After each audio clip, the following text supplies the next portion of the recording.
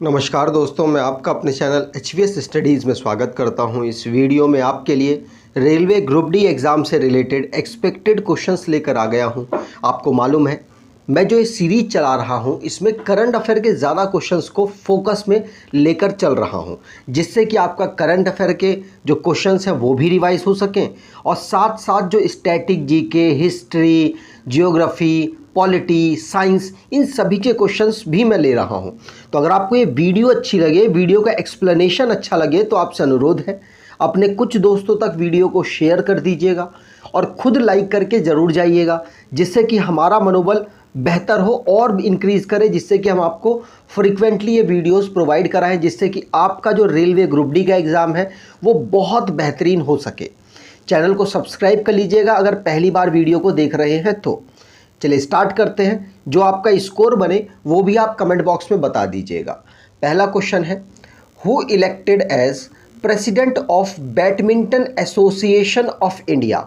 Badminton, भारतीय badminton संघ के अध्यक्ष के रूप में कौन अपॉइंट हुए हैं? तो आप इनको देख सकते हैं, ये हैं हेमंता बिश्वा शर्मा। असम के चीफ मिनिस्टर के पद पर ये अपॉइंटेड हैं ऑलरेडी, और साथ साथ बैडमिंटन एसोसिएशन ऑफ इंडिया में ये प्रेसिडेंट के पद पर अपॉइंट हुए। तो इनका बी ऑप्शन बिल्कुल सही हो जाएगा। याद रखिएगा, पूछा जा सकता है। बात करें बैडमिंटन एसोसिएशन ऑफ इंडिया की, तो इसको फाउंड किया गया था 1934 को। हेडक्वार्टर इसका नई दिल्ली है। बात करें असम की, तो असम को ये जो पूरा डेटा है, ऐसा डेटा मैं ऑलमोस्ट आपको करंट अफेयर में कवर कराता हूँ, और साथ साथ जो करंट अफेयर की वीडियोस इस चैनल पर आती हैं उसमें जो लास्ट 10 डे का करंट अफेयर होता है उसको मैं रिवाइज भी कराता हूँ। इससे आपको बेनिफिट ये मिलेगा कि जो आपका पेपर है वहाँ पर आपको करंट अफेयर की ज़्यादा टेंशन नहीं लेनी पड़ेगी। जो लास्ट एक ईयर मैंने ऑलमोस्ट कंप्लीट कर दिया है अपना करंट अफेयर का, तो अगर आप उसको फॉलो करते हैं तो यकीन मानिए आपको बहुत बेनिफिट मिलेगा, क्योंकि जो पहले दिन से जुड़े हुए हैं ना उनका करंट अफेयर बहुत बेहतरीन हो चुका है। एक ही क्वेश्चन को वो 10 बार पढ़ चुके हैं, जिससे आपको पेपर में ना कन्फ्यूज़न नहीं बनती। इसीलिए मैं एक क्वेश्चन जब कराता हूँ, कोई मान लीजिए नेशनल करंट अफेयर कराता हूँ, तो उसके लास्ट डे के जो 10 डेज़ के करंट अफेयर हैं उनको भी कवर कर देता हूँ, जिससे कि उनको रिवीजन मिल जाता है और उनको याद हो जाता है। तो आप भी उसे फॉलो कीजिए, आपको भी बेनिफिट मिलेगा। असम को स्टेट के रूप में 26 जनवरी 1950 को बनाया गया। कैपिटल इसकी दिसपुर है। डिस्ट्रिक्ट 35 है। गवर्नर जगदीश मुखी हैं। चीफ मिनिस्टर हेमंता बिश्वा शर्मा है, जो कि बैडमिंटन एसोसिएशन ऑफ इंडिया में प्रेसिडेंट के रूप में अपॉइंट हुए। यह लेजिस्लेचर यूनिकैमरल है, जहां पर 126 सीट्स हैं। आगे बात करें, अगला क्वेश्चन है, recently living root bridge of which state included tentative list of world heritage site. तो वर्ल्ड हेरिटेज साइट की टेंटेटिव लिस्ट में किस भारतीय लिविंग रूट ब्रिज को डाला गया है? तो आपको बता दूं, लिविंग रूट ब्रिज भारत के मेघालय में मिलती है, तो मेघालय आंसर यहाँ पर सही हो जाएगा। है क्या ये देख लीजिए, आप यहाँ देख भी पाएंगे। अगर मैं इसको हटाऊंगा अभी, यहाँ पर आप देखिएगा, तो यहाँ पर देखें प्लांट जो है, बहुत सारे प्लांट अपनी जड़ों को और अलग तरीके से फैलता है, जिससे वो पुल का निर्माण कर लेता है। लोग आने जाने में उसका इस्तेमाल करते हैं। तो मेघालय में जो लिविंग रूट ब्रिज है वो टेंटेटिव लिस्ट में डाल दी गई है वर्ल्ड हेरिटेज साइट की, मतलब इन फ्यूचर उसको वर्ल्ड हेरिटेज साइट का दर्जा मिल जाएगा। भारत के टोटल 40 साइट्स ऐसी हैं, 40 साइट्स ऐसी हैं जिनको यूनेस्को ने वर्ल्ड हेरिटेज साइट का दर्जा दिया हुआ है। यहाँ पर बात करें तो और भी साइट्स हैं जिनको वर्ल्ड हेरिटेज साइट का दर्जा दिया हुआ है, जैसे कि जियोग्लिफ कौन रीजन में जो अवेलेबल है उसको, और श्री वीरभद्र टेम्पल और मोनोलिथिक बुल जो नंदी के नाम से प्रचलित है आंध्र प्रदेश में, उसको भी टेंटेटिव लिस्ट में डाला हुआ है। लेकिन आपको ये जो लिविंग रूट ब्रिज है इसको याद रखना है। यहाँ पर यूनेस्को के द्वारा वर्ल्ड हेरिटेज साइट दी जाती है।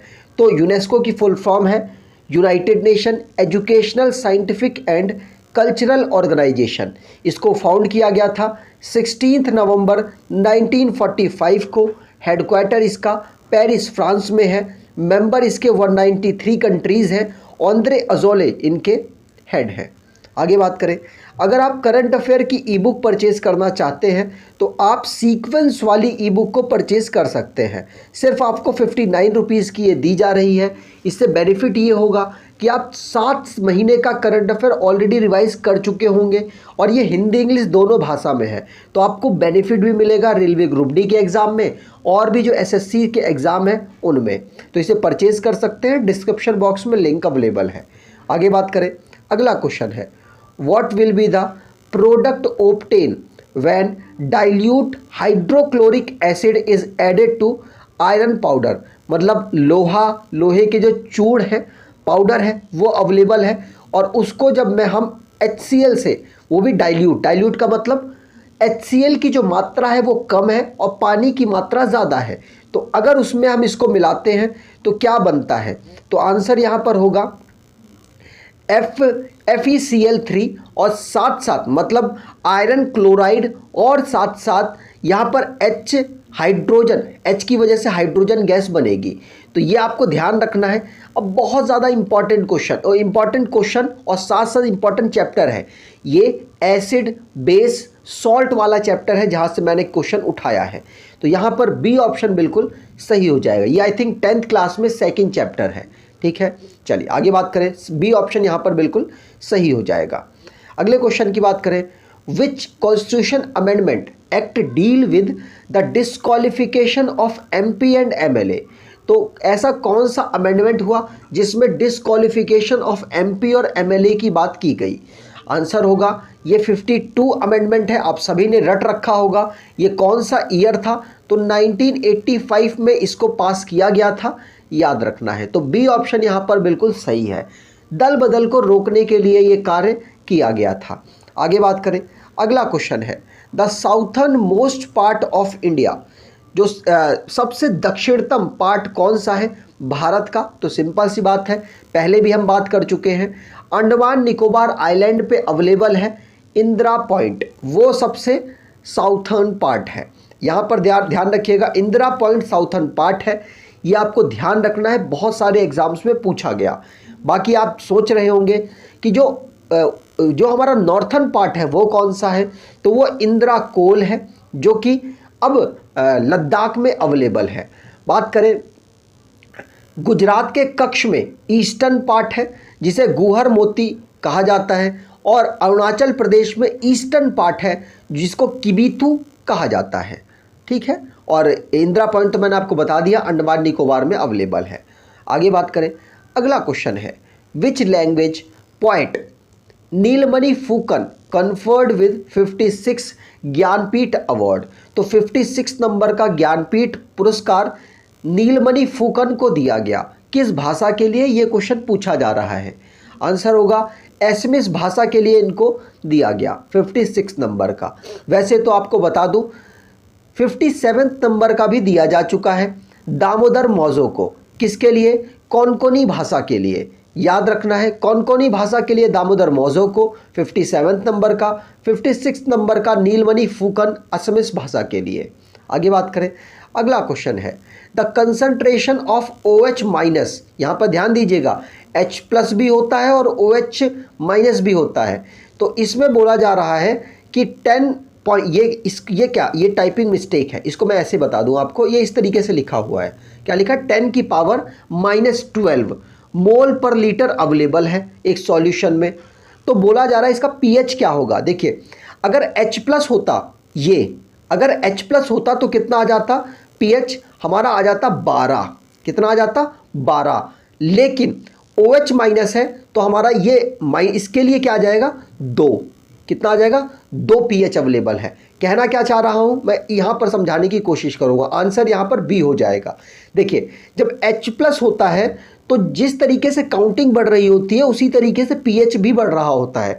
जब H प्लस आयन इतना अवेलेबल होता है, ज़्यादा अवेलेबल होता है तो एसिडिक होता है, जब कम अवेलेबल होता है तो बेसिक होता है। लेकिन OH माइनस की बात करें तो जब OH माइनस में जब ये हमारे नंबर घट रहे होते हैं, जब ये नंबर हमारे घट रहे होते हैं तो आप देख सकते हैं, आप कहिए घट कहाँ रहे, नंबर तो बढ़ रहे हैं। अरे भैया माइनस में पावर है, थोड़ा देखिए, माइनस में पावर है ना, समझ रहे हैं, माइनस में पावर।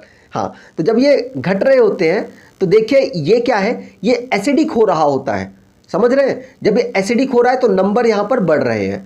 तो जब 12 की बात की जाएगी, H-12 की, तो उसका पीएच क्या होगा, वैसे तो इसका 12 ही होगा, लेकिन पीएच तो हमारा ये माना जाता है ना 2, तो 2 यहाँ पर पीएच सही होगा। ठीक है, यहाँ इसकी बात की गई है, पीएच हमारा इसमें दिखाया जाता है। तो आप समझ पा रहे होंगे, शायद मैं समझा पा रहा हूँ, हो सकता है आपको कंफ्यूज कर गया हो तो बताइएगा, अगली वीडियो में मैं कंफर्म कर दूंगा। आगे बात करें, अगला क्वेश्चन है, the language of discourse of Gautam Buddha was. तो गौतम बुद्ध जी के जो प्रवचन थे, प्रवचन की भाषा क्या थी? आंसर होगा, क्या भाषा थी गौतम बुद्ध की? तो पाली भाषा थी। तो यहाँ पर सी ऑप्शन बिल्कुल सही है। अगर प्राकृत की बात करें तो महावीर जैन जी जो थे उनकी भाषा प्राकृत थी। आगे बात करें, अगला क्वेश्चन है, which Indian state has the longest mainland coast line. Simple सी बात है, करंट अफेयर अगर आप मेरा फॉलो करें तो यकीन मानिएगा आपको बेनिफिट तो बहुत ज़्यादा मिलेगा। तो अगर ये हमारा भारत देश है और मैं थोड़ा सा मैप में थोड़ा सा कमज़ोर हूँ, तो यहाँ पर आप इस तरीके से अगर मानते हैं तो यहाँ पर है हमारा गुजरात, और गुजरात की सबसे लंबी कोस्ट लाइन बनाती है और गोवा की सबसे छोटी बनाती है। टोटल 9 स्टेट्स ऐसे हैं जिनकी कोस्ट लाइन बनती है, और साथ साथ 4 यूनियन टेरिटरीज ऐसी हैं जिनकी कोस्ट लाइन बनती है। तो यहाँ पर गुजरात बिल्कुल सही हो जाएगा। मैप के लिए मैं माफ़ी चाहता हूँ, मैप में थोड़ा सा मेरा हाथ टाइट है इसलिए मैं बना नहीं पाया। तो गुजरात यहाँ पर लॉन्गेस्ट मेनलैंड है जो कि कोस्ट लाइन बनाता है। आगे बात करें, अगला क्वेश्चन है, who is named India's G20 chief coordinator. G20 के चीफ कोऑर्डिनेटर के रूप में कौन अपॉइंट हुए हैं? आंसर हो जाएगा, इनका नाम है हर्षवर्धन श्रृंगला, जो कि ऑलरेडी जो पहले विदेश सचिव के रूप में काम कर रहे थे, लेकिन अब हर्षवर्धन श्रृंगला जी को G20 के चीफ कोऑर्डिनेटर के रूप में अपॉइंट कर दिया गया। रीज़न क्या है? रीज़न ये है कि 2023 में भारत में G20 की मीटिंग होने वाली है। जम्मू कश्मीर यहाँ लिख लीजिएगा, J&K में ऑर्गेनाइज कराने की घोषणा की गई है। और इस बार की जो G20 की सम्मेलन है वो इंडोनेशिया में हो रहा है, और उससे अगले साल मतलब 2024 में ब्राज़ील में होगा, 2025 में साउथ अफ्रीका में होगा। आगे बात करें, अगला क्वेश्चन है, which country became first country to give legal right to wild animal. ऐसी कौन सी कंट्री पहली ऐसी कंट्री बनी है जिसने कानूनी अधिकार दे दिया है जंगली जानवरों को? तो आप इनको देख पाएंगे, ये है कौन? इक्वाडोर। इक्वाडोर याद रखिएगा, सी ऑप्शन यहाँ पर बिल्कुल सही है। इक्वाडोर जो कि साउथ अमेरिका की एक कंट्री है, और क्वेटो इसकी कैपिटल है। करेंसी यूनाइटेड स्टेट डॉलर है। प्रेसिडेंट गुलर्मो लासो हैं। आगे बात करें, अगला क्वेश्चन है, the percentage of earth surface covered by India is. मतलब सिंपल सी बात, आपको ये पूछा जा रहा है कि भारत का जो लैंड है वो कितना परसेंटेज है दुनिया में? आंसर होगा 2.4% है। बहुत ज़्यादा क्वेश्चन पूछा जाता है। अप्रॉक्सीमेटली 17% भारत के यहाँ पर जनसंख्या रहती है 2011 के अकॉर्डिंग। आगे बात करें, अगला क्वेश्चन है, which team won FIH junior women's hockey world cup 2022। तो जो हॉकी वर्ल्ड कप है वुमेन्स का, वो किसके द्वारा जीता गया? आंसर होगा, ये जीता गया है नीदरलैंड के द्वारा। तो ए ऑप्शन यहाँ पर बिल्कुल सही हो जाएगा। नीदरलैंड ने जर्मनी को हराकर इसे जीता है, और साउथ अफ्रीका में ये ऑर्गेनाइज कराया गया है। तीनों याद रखने हैं, जीता है नीदरलैंड ने, हारी है जर्मनी, और साउथ अफ्रीका में ये ऑर्गेनाइज कराया गया। आगे बात करें, नीदरलैंड यहाँ जीता है तो उसकी चर्चा कर लेते हैं। कैपिटल इसकी एम्स्टर्डम है, करेंसी यूरो है, प्राइम मिनिस्टर मार्क रूट हैं। आगे बात करें, अगला क्वेश्चन है, Tulsidas the author of Ramcharitmanas. Tulsidas के द्वारा रामचरितमानस को लिखा गया। अब was the contemporary of which of the following ruler. तो किस शासक के समयकाल में वो अवेलेबल थे? आंसर होगा, तुलसीदास अकबर के समय काल में अवेलेबल थे। तो यहाँ पर ए ऑप्शन बिल्कुल सही हो जाएगा। अगले क्वेश्चन की बात करें, NITI Aayog state energy and climate index which state top. NITI Aayog की राज्य ऊर्जा और जलवायु सूचकांक जारी हुआ, जिसमें कौन सा स्टेट टॉप पोजीशन पर रहा। वैसे आपको बता दूं नीति आयोग ने 3 कैटेगरी बनाई, जिसमें से जो state energy and climate index में कौन टॉप पर रहा, तो आंसर होगा गुजरात टॉप पर रहा। तो डी ऑप्शन यहाँ पर बिल्कुल सही हो जाएगा। 3 कैटेगरी कैसी बनाई, तो स्टेट जो लार्ज स्टेट है उनमें गुजरात टॉप पर रहा, अगर स्मॉलर स्टेट्स की बात की जाए तो गोवा टॉप पर रहा, और यूनियन टेरिटरीज की बात की जाए तो चंडीगढ़ टॉप पर रहा। याद रखिएगा, पूछा जा सकता है। अगले क्वेश्चन की बात करें, which of the following passes lie in the Sutlej valley, तो कौन सा इनमें से पास है जो कि दर्रा है जो कि सतलुज घाटी पर अवेलेबल है, तो आंसर होगा सतलुज घाटी पर अवेलेबल सिपकिला है। सिपकिला याद रखना है, सिपकिला जो दर्रा है वो अवेलेबल है कहाँ पर, सिपकिला जो पास है वो अवेलेबल है हमारे सतलुज रिवर पर। सतलुज रिवर की बात करें तो राक्षस ताल तिब्बत से ये निकलती है।